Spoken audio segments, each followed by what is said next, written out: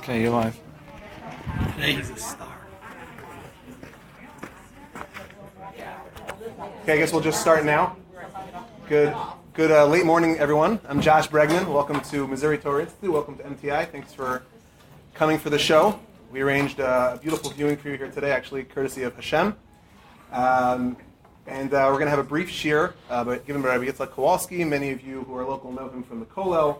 Now he's very involved with the Vad Ha'ir, with the Ovi Kashrus, and the Man of Many Hats, who doesn't really need an introduction. Rabbi Yitzchak Kowalski will give us a Torah view, got the title exactly, but the Torah view of the eclipse.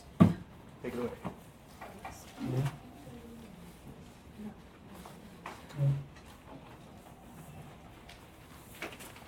Okay, good morning. Thank you, Rabbi Bregman, for arranging this great venue. It's an outdoor event, and the opportunity to be part of a Beis Medrash and an outdoor event at the same time is great, especially when it's 90-degree weather. This beautiful campus is very warm and cool now, but warm and they're welcome, and I appreciate that. So some of you here were by a shiur, which I had the chus of giving a few weeks ago, where we discussed a lot of the background. We had scientific background and halacha background and hashkafa to the solar eclipse. Even those who were not there, maybe there's a lot of articles that have been out the past couple of weeks online in various Jewish publications. So I'm going to give just first a quick recap of some of the main points we spoke about in the previous year, and then we'll move on to some new ideas which we didn't have a chance to discuss last time. So we started last time with a Gemara in Shabbos, which is not in this booklet right here, but the Gemara in Shabbos on the Ayin Hey tells us that there's a mitzvah for every Yid, no matter what position we hold in the spectrum of Judaism, that we have to know to be machashev tkufos umazos. We have to understand how the orbits work, and we have a mitzvah, whether it's counted as 613 or not. It was a machlokes, but there's a mitzvah for us to understand what's going on in the upper spheres, and the basic understanding for that is because since we are a nation which has lunar months, which sometimes has to blend properly with the solar calendar, so we have to understand how that works. Now, obviously, Beis Din, in the times of Beis Hamikdash, was charged the most with that obligation to properly be Mekadosh the Chodesh, but every regular Jew could technically have been a witness to have seen the new moon, the Molad, which we're all going to witness. Actually, Be'ez Hashem, soon what we're really seeing is the Molad, the birth of the new moon, as we're getting ready for Rosh Chodesh. And any Jew, wherever he might have been, could have been a witness to that event, would come into Beis Din, and Beis Din would then faher him, give him a real faher, exactly what he saw, how he saw it. So it's incumbent upon us to understand the celestial bodies and what we're witnessing. But what I did copy here again in source number 1, on page 1 of the booklets today, is the Rambam in Shuvah. So the Rambam was asked to give a little understanding in this, where I underlined the Rambam just really emphasized, he does it here and also in his Sefer Mishnah Torah, that there's a great to'eles in understanding how all the orbits work, because he quotes a brisa, Histakel b'maisa, we should look at the beautiful creations of Hashem's world. So we come to recognize and become closer to HaKadosh Baruch Hu, or realize that there is an Almighty out there who created for us a beautiful universe, and we benefit from it on a regular basis. And understanding it more and more just gives us more appreciation and a deeper Ahavas Hashem, love for HaKadosh Baruch Hu, and how He runs the world for us. I forgot to put this in the booklets last night, but I copied it out over here. Rabbi Bromberg showed me over Shabbos a great Chovos HaLevavos in Shar Cheshbon HaNefesh, where the Chovos HaLevavos there as well says a similar idea, but he goes on in this flowery language that we have to be isbonein in the flows haborei she'ev shelior is b'chol ma sheish b'olam. We have to take every opportunity we can to appreciate the beautiful creations of Hashem's world, and to use that as a vehicle to draw us closer to HaKadosh Baruch Hu. And he particularly singles out, he says, we're not shloihur gluliros. We don't typically see kigon likoi chama, solar eclipses, likoi yerech, lunar eclipses, barakim, baramim, all the various phenomena that might happen, which we don't see on a regular given weekday. We have the opportunity specifically today, Be'ez Hashem, to view them. We should use that as a vehicle to bring us closer to HaKadosh Baruch Hu. And as well, the Orchos Tzadikim in Shar Zechira, in the 23rd paragraph, also mentions eclipses particularly as a way of recognizing HaKadosh Baruch Hu in the world and using it as a vehicle to get closer to Hashem. So that's a background of, just as Torah-thinking Jews, something that we have an opportunity now to. We see the sunrise and sunset every day. If a person has the ability to go out and view it, and he has a good view from a nice, see the whole horizon, it can always be a chizik, but when there's an event like this, which doesn't happen, and all people have all different statistics, 400 years, 18 months, there's all different statistics. You can read every article and figure it out yourself when's the last time you could have seen it or next time you might be able to see it. But the point is, it doesn't happen every week or every day, and we should use it as an opportunity to be machazek our emunah and ahavas Hashem. The second point we discussed at length last time, I just want to touch on briefly today, was number 2 in the source sheet, which is the question almost everybody asks is there a bracha? Are we going to make a bracha when we are zeichet to see the eclipse or not? And the consensus of most poskim that I'm familiar with, and many of the names that we discussed last time, Moshe Feinstein, the Stipler, of Chaim Kanievsky Shlita, the Feinstein Shlita, the Lubavitcher Rebbe. You have a full spectrum of many leading figures in Judaism all said that we do not make a bracha, and they all offered different reasons, but similar, and the basic idea was that since it represents a siman ra, there's a certain bad omen to it, which we'll get to a little later, Chazal never instituted a bracha for it. Someone forwarded me an email last night from some more progressive thinkers in Judaism today, where they said that's ridiculous. Of course you have to make a bracha. We reckon such a beauty of Hashem. We have to make a bracha. It's very nice and it's very emotional to feel that we want to make a bracha. But I think really we have to recognize that to say a bracha is a zechus. It's an opportunity that Chazal empowered us to do at specific times. The Gemara says in brachas and Mem Zayin that lo yizrek adam bracha mipiv. A person can't just throw out brachas. They can't just walk around all day and just spew out a bracha. Every time before we make a bracha, sometimes we fail at this, but we should take an account of what we're doing, why we're making a bracha. We're about to make a shahakal on a simple cup of water. It's a profound statement that we're saying. We're going to make a mezainis before we eat a piece of cake. We're going to make ashigatza after a person relieves himself. We have an opportunity throughout the day to make brachas. We have to realize that it's really an opportunity, and if Chazal didn't institute for us a bracha, for whatever reason why they didn't institute it for us, we don't just have a license to say, well, I feel like it's a good idea to make a bracha, so we won't make a bracha. Also I was thinking about David HaMelech and his Bezdin in his time. They were Mesakin, which became the halacha that we have a chiyuv to make 100 brachas every day. They could have just made it easy and said, well, just make any brachas you want.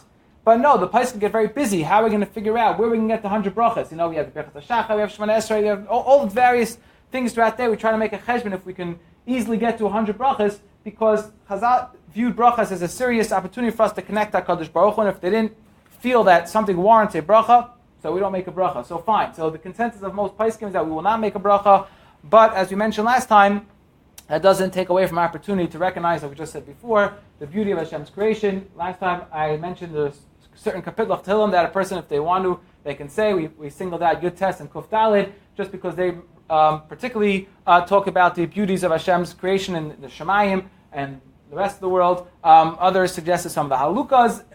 A person could somehow channel their own emotion to find something in Tehillim or utter their own thanks to HaKadosh Baruch Hu for the beautiful Bria, but it will not have a formal bracha.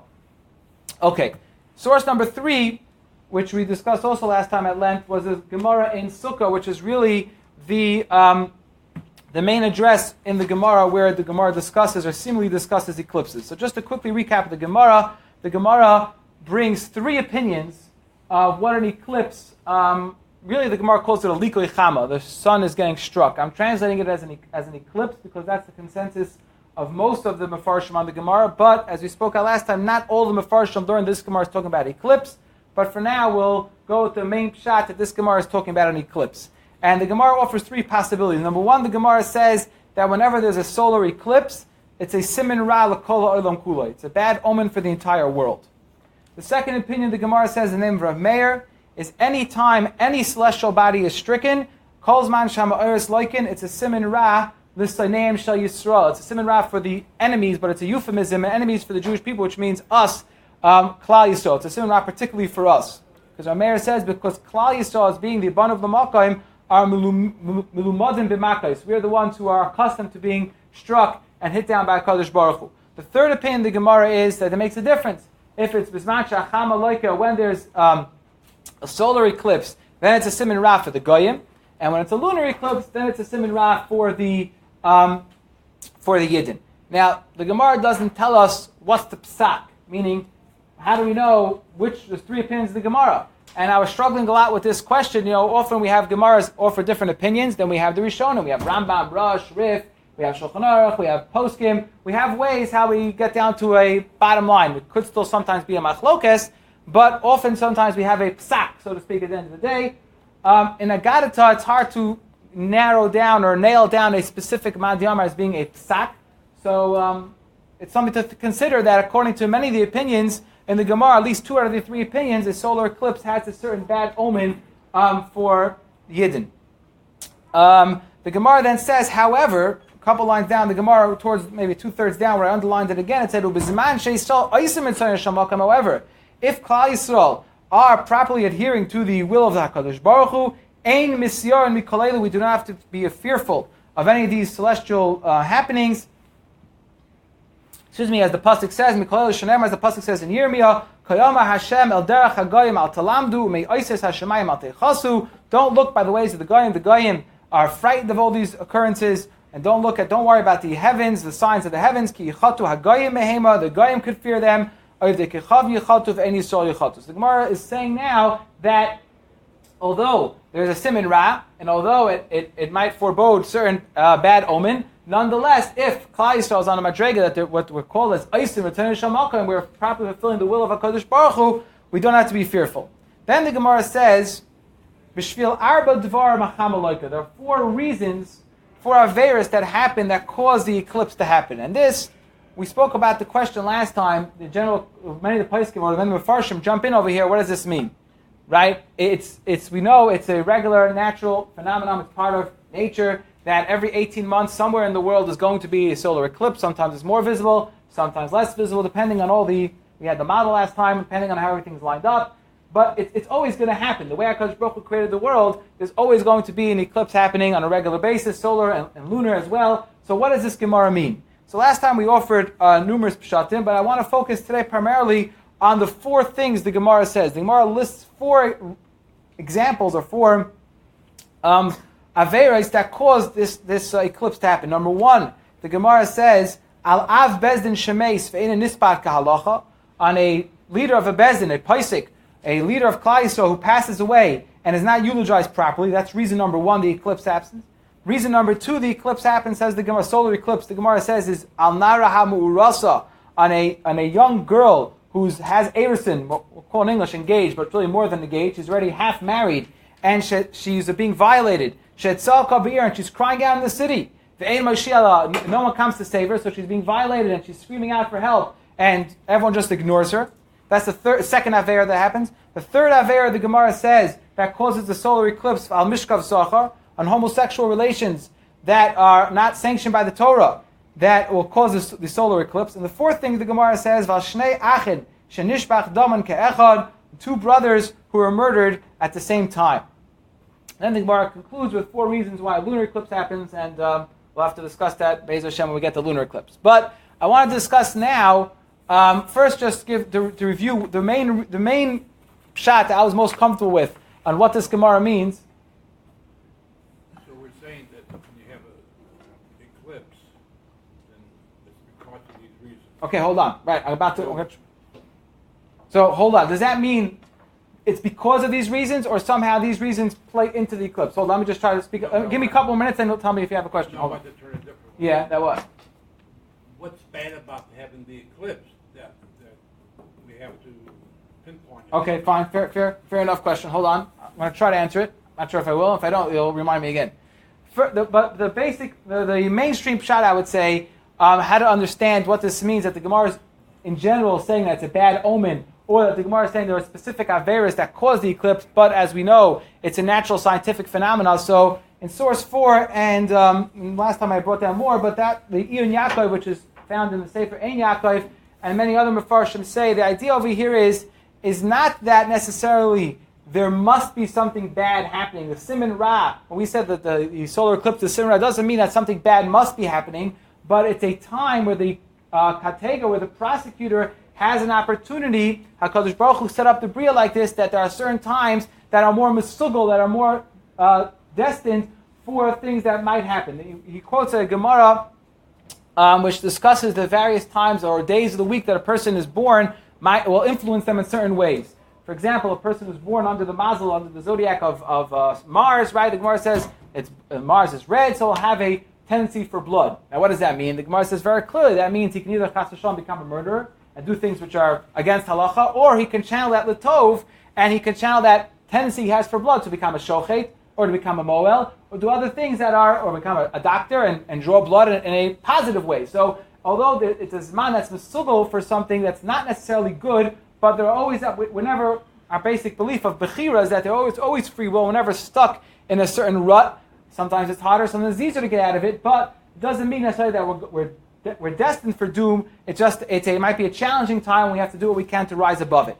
But why specifically, we didn't discuss this last time, these four averos are singled out as a reason that the Gemara is saying are causing the eclipse. Again, what that means is not necessarily, again, the eclipse is going to happen mimon of shach, but if it's going to be a bad siman, if it's going to have this zman pranius into it, it's because these averos were violated. These averos occurred. So what's the connection between these four averos particularly and the fact that the sun is being eclipsed? So a couple of pshatim I saw, truth is I had a hard time understanding some of them. Some of them were a little bit above my basic level of understanding, more Kabbalistic. But one I was able to relate to on some basic level was the Aruch L'Ner, which is in source number 5. And I would like to speak some of it out. He says, number one, first he points out, which I forgot to copy on the sheets, is that Rashi on the side of the Gemara tells us, Rashi, who's the father of all commentary on the Gemara, points out right away he doesn't have a good reason to explain the connection between these four averos and the solar eclipse. So that's very humbling in its own sense that Rashi right away, who's always explaining every Gemara, says right away, here's a Gemara, it gives 4 reasons for why the eclipse is happening, and I don't have a good pshat, so I'm not going to say anything. So if you don't like what I'm saying, Rashi didn't like it either. So, when Rashi says he didn't have a good pshat, it doesn't mean that he couldn't think of anything. That means he heard all the pshatim. The Meiri writes that after Rashi wrote his Pirush on the Gemara, he traveled Europe and whatever, the world in those days for 7 years to speak to other Rishonim to make sure that no one had a better Pirush, a running Pirush of the Gemara better than him. So Rashi, when he says he doesn't know, doesn't mean that he was just totally, clueless. It means he wasn't satisfied with any pshat that he heard. So if you're not satisfied with what I'm going to say, that's okay. Rashi wasn't either. But the Aruch L'Ner did want to offer a pshat, and he wanted to say as follows. He says, an Av Bezdin Shemeis, again we said the posek, the leader of the Jewish people, who's going to pass away and not be eulogized properly, he says, Yesh Lomar, he explains, because the Gemara tells us that Tzaddik is compared to the sun. Tzaddik Nimshal Lachama, he brings the Gemara in Ma'ikatim, which seems to imply that in other sources as well. He says, so if he's eulogized properly, so then the Misa is Tova La'olam Shemechaper Aideis Orus Tshuva. But we attend the funeral, or we hear about the funeral of a Chasher Tzaddik who passed away, and we hear about all the eulogies that are said about him, and it arouses within us a call for Tshuva. So we took the message to heart, so says the Aruch L'Ner, so we took the sun and used it properly. But if we didn't take the sun, meaning the tzaddik, and use it properly, because the tzaddik passes away and we just kind of flipped the page to the next news section, went straight to the sports section, kind of ignored the fact that the tzaddik passed away, so it's an abuse of the sun, says the Aruch L'Ner, that's going to be represented in the eclipse, where the sun, which is our source of life and everything here in the world, is going to be taken from us for a short time as well. That's one pshat the Aruch L'Ner offers in what the connection is between the tzaddik passing away and the eclipse. Then he says, in a similar vein, but a little bit of a different twist, that specifically in Av Bezdin, someone who's carrying out justice, who's carrying out mishpat, because mishpat is compared to ar as well. He brings a pasuk, v'haitzi ka'ar, tzidkecha mishpatecha, etc. He brings a pasuk that puts together mishpat and ar. So he says, if now mishpat is not, people didn't appreciate the fact that they had mishpat, now it's being taken away from them because the Av Bezdin, who adjudicated the cases and put forth mishpat, is now not there, so that's going to be represented by the sun as well, and now the sun will be blocked. Then he moves on to he says another pshat, we'll move on. And the second thing the Gemara said was Nara Hamurasa. You have this young girl who was half married, we'll call her, engaged to be married, set already aside to a specific man, and she was violated, and no one came to save her. He says the reason why this is equated to the eclipse is because, what are we talking about? If she's crying out in the city, no one came to save her, he says, presumably that means it was the middle of the day. All right, if she's crying out in the middle of the night, we can't hold anybody accountable for not coming to save her. Everyone's sleeping or away in their homes in a quiet environment. They're not going to hear the girl crying out. If she's calling out, and we have a taina, we have a claim against people that didn't come to save her, it must be because she was calling out during the day, but people were just too busy with their own stuff. They were busy on their phones, whatever they were busy with, in their own, ignoring the call for help from those around them. So they ignored the fact that the daytime is a time to be involved and help other people, so the daytime will now be eclipsed and the sun will be covered to represent the idea that there are people who are suffering out there. Specifically, this example of a girl who's being violated, but he says in a general sense, it gives the idea of they're suffering out there and we're turning a blind eye to it. So when we turn a blind eye, HaKadosh Baruch Hu, so to speak, covers up the sun from us to give us that message that we have to make sure we're properly paying attention to those people who are suffering around us. The third thing the Gemara said was about Mishkav Zachar, inappropriate relationships, and there the Aruch HaNer in the second shot explains the reason why that causes the eclipse is because HaKadosh Baruch Hu created in the Bria a Zachar and a Nekeva. And a Zachar and a Nekeva, male and female, each one has their specific tafka and their specific role that's supposed to be their mandate and their mission for life. The Zachar is supposed to be the mashpia, the giver, so to speak, and the Nekeva is supposed to be mushpa, supposed to receive from the Zachar. And just like the Shemesh is the mashpia, we are going to be mushpa and to get the nourishment, to get what we need from the sun. So if people are acting inappropriately and they're just both acting as mashpiim, so to speak, they're both acting in a way of a relationship of Mishkav Zachar, so that's not the way HaKadosh Baruch Hu created the world, so he blocks from us the ultimate mashpia that we have in this world, which is the sun, which provides, again, speak to local scientists for all the exact details in the earth science and everything the sun does, but we all know on a basic level, without the sun, we will be doomed. So the HaKadosh Baruch Hu blocks the sun from us for a short time to represent this idea as well, that we have to make sure that we're acting in our proper roles and have proper relations. The fourth thing the Gemara says about two brothers that are murdered, or the blood is spilled, or killed on the same day. He says in the last shot, he says, "Oh Yesh Lomar," in the last couple lines, "Shalakachi simin l'shnei achim." Why is it a simin for these two brothers? Mishum detchilas shemesh v'yareach ka'achas. When HaKadosh Baruch Hu first created the world, the Midrashim tell us that the sun and the moon were created equally. V'shava v'nivru kishnei achim, like two brothers, like twins, they were created equally. Ela she'achakach niskaten hayareach. V'hashta she'ashemesh gam ken niskaten v'nechshach v'kishnei achim shishmach doma kechot. So HaKadosh Baruch Hu, created in the Bria, originally the sun and the moon to be equal. Then there was a whole medrash, the back and forth. The moon complained. HaKadosh Baruch Hu said, "Okay, since you complained, you're right. We'll have to make you smaller." That's a whole interesting discussion on itself. But bottom line is that the sun and the moon represent two brothers, or two twins, so to speak, who are supposed to be the same. So when things are not going appropriately between relationships between two brothers, and they were murdered on the same day, the way I'm understanding the Aruch HaNer is that they were somehow guilty for that. So then the sun is also taken over by its younger brother, so to speak, and eclipsed and covered over on that day as well. So this is one pshat of the four averis that the Gemara speaks out that are particularly responsible for the eclipse. Again, this is not set in stone. There are others. The Maral has works about this at great length. I went through it a couple times. I had difficulty just understanding some of the basics of what he was saying. But what I did take away from the Maral's idea was that he said that really HaKadosh Baruch Hu created the Bria, and this gets involved in a larger question of Bechira, of free will, but HaKadosh Baruch Hu knew we're going to sin. And he set up in the Bria with nature ahead of time that at certain times the eclipses will happen, and it's to remind us of these Averas that are happening and as a call to do tshuva. And Maral writes, the way I understand it, is that in Bizman HaMashiach, when these Averas will not be around anymore, eclipses will cease to happen. That's the way I understood what the Maral said, but I wasn't sure I was fully confident in it, so I don't want to speak about it anymore because I'm not sure exactly, but that's the way I understood it. But a similar idea is that HaKadosh Baruch Hu knew it ahead of time and set it up in nature like it, but we have to recognize that it's a call for us to make sure that we're not guilty, even on some small level, of any of these averes.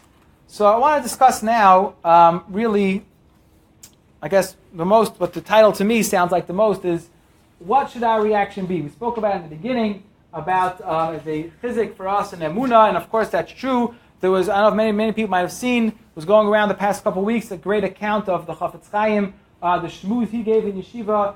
Question exactly what year it was. Some say it was 1914, some people say it was a 1927 eclipse. There's some time, there was an eclipse that happened in Radin, and the Chafetz Chaim gave a shmuz the night before and told all the Bachrim that they must go ahead and see it. The yeshiva should go and experience it and use it as a chizik. Number one, he said, to make sure that we affirm that those people who serve the sun, we see it's a bunch of bogus. It's not true. The sun itself also suffers from some calamities. So it's a chizik in against Avodah Zarah. And secondly, he said it's a chizuk in our emunah of realizing that, he says, none of us were around Sheish Bereshis. We never saw the sun actually be created. And sometimes we take for granted the fact that the sun rises and sets every morning. He says, but now we're going to witness, so to speak, the sun completely disappear in the middle of the day and then completely reappear. That's like it's similar to what happened by Ma'aseh Bereishis. HaKadosh Baruch Hu created the sun, and it should be a chizuk for us in our emunah. That's how the Chafetz Chaim, that was a shmuz he gave to the Bachrim. I did find, though, there's a Sefer Hasidim, which is in source number 6, it's from the Rishonim. Part of it is quoted in the Poskim, and part of it is not. And I didn't find so many people discuss it, which was upsetting to me because I had a hard time with it. The Sefer Hasidim writes as follows, in Ois Reish Lamed, in source number 6 on page 3 of the booklet. He says, if a person sees Ma'oros Loikim, if a person witnesses a celestial body being stricken, and then he says, Kigoyin Levana, for example, the moon, Tzarech L'Sanis, we should fast. He says, for example, because you see, there's a halacha that if a person has a very bad dream, there's a halacha that he should fast, and Navi, when he gives Musar to Klal Yisrael, you tell him to do fasting. All the more so if we witness an eclipse, for example, a lunar eclipse, Sefer Hasidim says we should fast. Now, the way the Mishnah Berurah and the Magen Avraham quote this Sefer Hasidim, the way they quote it is, if you witness a lunar eclipse, you should fast. Now, that happens to be, that's not the common minig, but that's at least the way the place can bring it. When you look in the Sefer Hasidim inside, he doesn't say only if you see a lunar eclipse. The way I read it was that if you see any of the celestial bodies being strucken, for example, the moon, so I wasn't sure if for Kigon Levana, is he qualifying what he said and now limiting that only a lunar eclipse or any eclipse? Be that as it may, it's something to think about, that the Rishonim are saying that it's a call for fasting. Now, I did find in the Sefer Ginzei Chaim, which is source number 7, which is from Rav Chaim Falagi. Chaim Falagi was a prolific author. He wrote close to 80 svarim. Many of them didn't survive. They were burned in a fire. He was a Rav in Izmir in Turkey in the 1800s. And wrote many svarim in Halacha and Kabbalah and Chumash and every topic in under the sun. And, well, pun intended, I guess. And he says as follows. He quotes the Sefer Hasidim and he writes, when this eclipse happened, I don't know exactly if he was referring to a lunar or a solar, he says, in order not to scare the Jewish people, I told people they don't have to fast. But what I did do, he says in the third line there, he says, this is what I did do. I awakened the people to do tshuva, and to beseech HaKadosh Baruch Hu for rachamim, to come gather together to learn. Sometimes by some eclipses it sounds like he had everyone come to shul together at Belaylas at the night before to do what's called a tikkun kares, which is something Kabbalistic where they recite special tefillos. But the point was that he gathered everyone together to come learn and to daven, which I thank again MTI for giving us this opportunity to follow this idea of using an opportunity to machazek ourselves in tshuva. I mean, Rosh Chodesh, as we know, is always a special time for us, not just because we say Hallel, but it's an ideal time for us as the Jewish people to become aware of the need and the potential for spiritual renewal. Right? We know we follow the moon. B'nai Yisrael, we know our Klal Yisrael is always compared to the moon, and as the moon renews itself, so that symbolizes to us as well our ability to always try again in case we fail to try again. I just want to finish with one more thought. If anybody wants to leave, because I'm over my time already, it's quite fine. You can go out. I don't think it's starting yet, but if you want to go out, it's fine. It's interesting that there are a couple places in Tanakh where a reference to some type of solar eclipse or something of that nature is seemingly occurring. I saw a trivia question. I can't vouch for it 100%, but it's definitely close. If it's not accurate 100%, it's close to it. How many occurrences in Tanakh are there in all Chavdal Sifrei Tanakh that we can actually prove without a shadow of a doubt, even scientifically today, that they exactly occurred? Right? Well, many of us are familiar with I don't know, mentioned in a Mokum Kaddish, but there are many authors, modern authors, that have much problems, exactly telling us how the Mabul happened. They question a lot what the Torah and Chazal tell us, and of course, as Torah-believing Jews, we're not so concerned with it. But if they get very scientific and they get very dismissive sometimes of the Torah's accounts of certain events that happen, etc. There is one, though, that even baffles scientists today, and they can't seem to deny, and that's what happened in Amos. The Navi Amos, Paratreusar, not heavily studied, discusses what seems to be an earthquake. He predicted an earthquake approximately 2 years before it happened, and he predicted an eclipse as well as happening, and both of them were a call to tshuva, and unfortunately, Klal Yisrael did not properly listen. But in Amos and Paraches, where he predicts an eclipse there, and it actually happened, the solar eclipse, You look online, so I've got some of this information from some different sources online, but it's documented that an eclipse happened over the Middle East in the year 763 BCE. On June 15th, 763 BCE, it was known, and if you look it up, it's called the Assyrian eclipse, and that's, as far as I know, it might be one of the only Tanakh events that we can, even today, again, not that we need this as being Torah observant Jews, but it's just interesting fact that even scientifically today we could prove it to the day that exactly when Ammai said it was going to happen, and happened, and it's documented even in online encyclopedias. But one thing I wanted to conclude with was in the Psukim in Yoel. In Yoel, which is also part of Treasar, in Perek Gimel, I copied the whole Perek Gimel here, it's only 5 Psukim. He's talking about what will be at the end of the days, the Achras Hayamim, which Be'ez Hashem are holding in, and he talks, the Psukim there are talking about HaKadosh Baruch Hu in Pasuk Beis, V'gamas al Avodim, V'al Shvachais, B'yam Mahema Eshbei Chasruchi, everybody, HaKadosh Baruch Hu will pour out his anger against them. Then in Pasuk Gimel it says, V'nosati moifsim b'shamayim u'v'aretz. Many of us might be familiar with this Pasuk, we say in the Haggadah, Pesach night. But here, this is the source of the Pasuk. Hashem says, I will place wonders in the heavens and the earth, Dam, V'eish, V'simras Ashan, blood, fire, and pillars of smoke. The Pasuk continues in Pasuk Dalid, Hashemesh yehafech l'choshech, the sun will turn dark, V'hayareach l'dam, and the moon will turn blood red. L'fnei ba yoyim Hashem, before the day of great Hashem comes back, Hagadol v'haner, meaning day at, Achas Hayam, Mashiach was coming, and the last Pasuk in the parak is, V'haya kol asher yikra b'shem Hashem yimoleit, anybody who calls out to Hashem's name will be saved from any catastrophe of this nature. Ki b'Har Tzion v'Yushalayim tia pleita, because in Har Tzion and Yerushalayim there will be a salvation. Kasha Amar Hashem u'basuritim asher Hashem krei, and Hashem will take out those people who survive and those people who invoke Hashem's name. So there's a lot of interesting pshatim in what the psukim are referring to, but simply the pasuk is referring to some eclipse, some solar eclipse that'll happen before Mashiach comes. And I found in the Art Scroll version of the of Sefer of Treasar, which was recently published, last night at about 12, I'm saying this on public record, so I wasn't able to contact Art Scroll last night to get proper permission to copy it out, but I wanted to share with everybody. And if it's not legal, then you'll have to put it away somewhere afterwards. So it's I copied out from the Art Scroll last night. They bring down a fascinating Alshich. I just couldn't get the Alshich inside, otherwise I would have just copied the Hebrew one. The Alshich interprets these psukim, I'll just read it together with you, to be a continuation of the previous verse, that blood, fire, and pillars of smoke are the omens that will appear on earth, and the blackening of the sun and the running of the moon will those that be seen in the heavens. And he says, all these wonders are really speaking to the various Golos and the various exiles and the nations that oppress us over the years. He says, blood is the sign of Edom, the nations that live by sword, so there'll be blood throughout the land. The pasuk says that refers to Edom being destroyed. Fire, when the pasuk says Eish, it symbolized the Babylonians who decreed upon those who serve Hashem, they be thrown into the furnace of fire. They'll be destroyed over time through fire. The Persians and the Greeks who oppressed the Jews to a lesser degree than did the first two, because they did not destroy the Beis Hamikdash or they didn't send us into exile, are symbolized as one. And he explains how that happened in a pillar of smoke eventually. But the last paragraph he says as follows: beyond all these nations, the ultimate nemesis of the Jewish people is Amalek, and their destruction is symbolized by the wonders in heaven. Yaakov, as represented by the sun, will cover Amalek with darkness, and Rachel, the descendants of Rachel, the Shevet Yosef, particularly as depicted by the moon, will spill their blood as a sage's state, and Amalek will fall into the hands of the descendants of Rachel. So according to the Alshich, the last eclipse, or the way that the Navi Yoel is describing the eclipse will happen, is a representation of the Klal Yisrael covering over the great sun now of the Umas Ha'olam, which is Amalek, which represents the spitz, so to speak, of the Goyim, that the Ureach, the moon, we will overshadow them, we will overpower them, and we should all be Zeicha B'meher B'yameinu to see this in our days. If anybody wants to have any questions, I'm happy to discuss it further. Good.